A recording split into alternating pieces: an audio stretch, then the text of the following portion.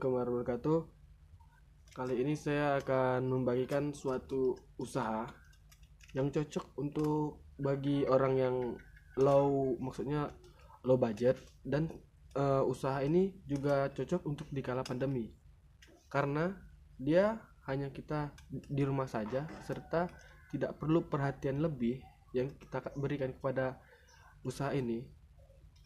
Cukup kita hanya tekun dan telaten, serta kita uh, memiliki hati untuk merawatnya. Dan usaha yang saya bilang adalah ini. Nah, ini adalah usaha yang saya maksud. Nah, bisa dilihat ini adalah anak dari ikan gupi yang sudah saya mulai ternakkan dari bulan September, pertengahan. Lihat, ini hanya modal 2 ember, dan bisa juga kalau memang tidak ada ember yang bisa dibeli, bisa juga menggunakan ember cat. Ini anak yang di sebelah sini itu adalah pertamanya di sini, dan bisa juga dirawat di ember seperti ini. Cuman itu akan memperlambat pertumbuhannya karena medianya yang terlalu kecil, sehingga pertumbuhan dari ikan tersebut akan lama dikarenakan ikan ini terlalu ramai. Jika beranak itu lebih dari 10 ekor. Nah, kenapa saya bilang ini adalah usaha yang sangat menjanjikan di kala pandemi, atau sampingan juga bisa, atau memang untuk low budget ingin membuka usaha kecil-kecilan, ingin menambah penghasilan kecil-kecilan.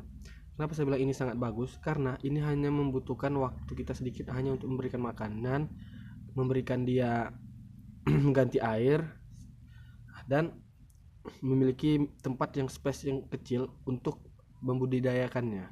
Dan kebetulan sekarang ini adalah waktu untuk mengganti air untuk ikan, agar ikan tersebut tidak mabuk karena air tadi banyak sudah bekas dari kotoran ikan tersebut. Baiklah, saya akan tahu bahan-bahan untuk agar mengganti air agar ikan tetap tenang dan rileks. Yang pertama adalah kita membutuhkan garam segini saja, bisa lihat atau segini. Ini fungsinya adalah untuk menetralkan pH air, karena ikan gupi tempat saya ini, air dari pom, atau air dari, bukan dari air tanah. Jadi saya membutuhkan air ini untuk menetralkan pH air. Dan berikutnya kita membutuhkan ember, dan tuh tangguk kecil untuk menangkap ikannya.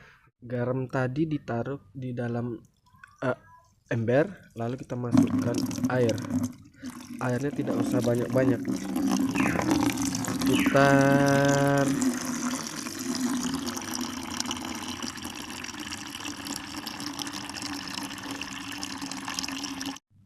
nah, airnya tuh sekitar segini saja.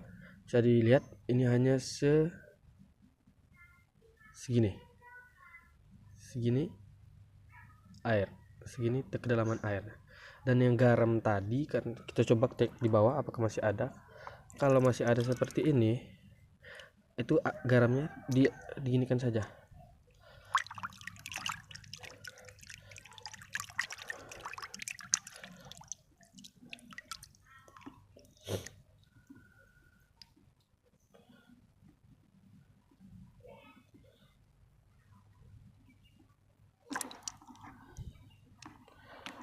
Ini harus habis karena agar garam tersebut tidak dimakan oleh ikan tersebut.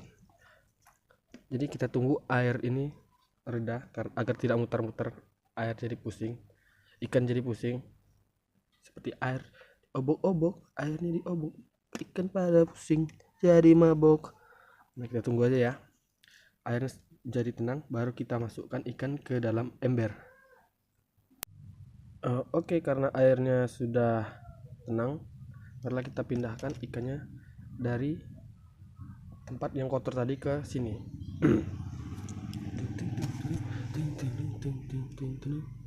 Iya kan.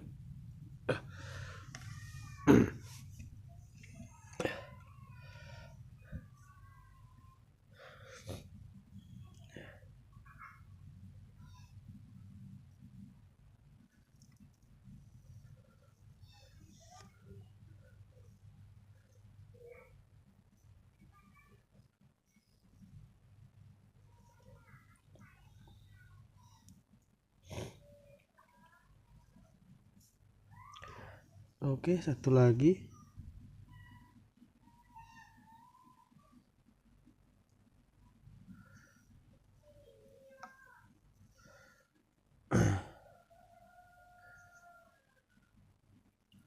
Oke, siap. Jadi air ini kita bersihkan dulu ya teman-teman.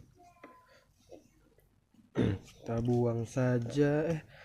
Jangan lupa ditengok dulu ke dalamnya, siapa tahu ada anak ikan dari tersebut kan tadi.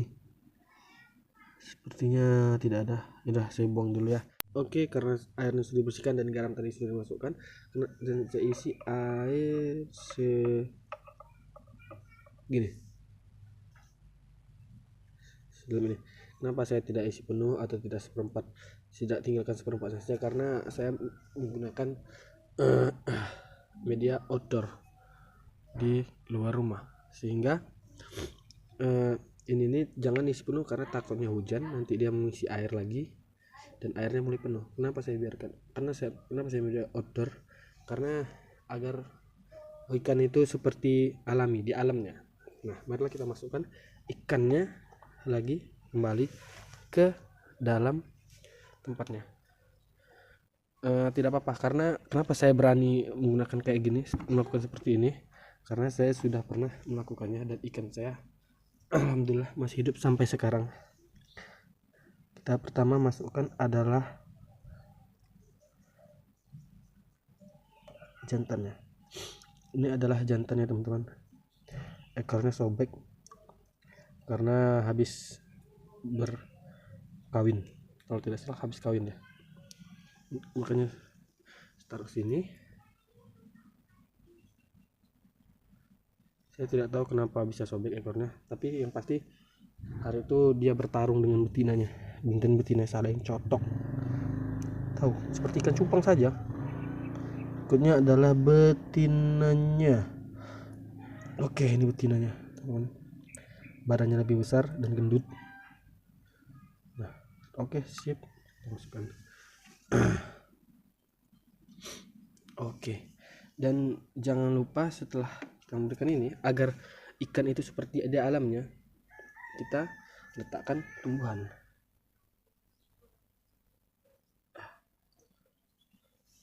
Nih, tumbuhan seperti ini. Sedikit saja, kita ambil dari sini saja, kalau salah, karena terlalu banyak di sini. Nanti kita ambil lagi.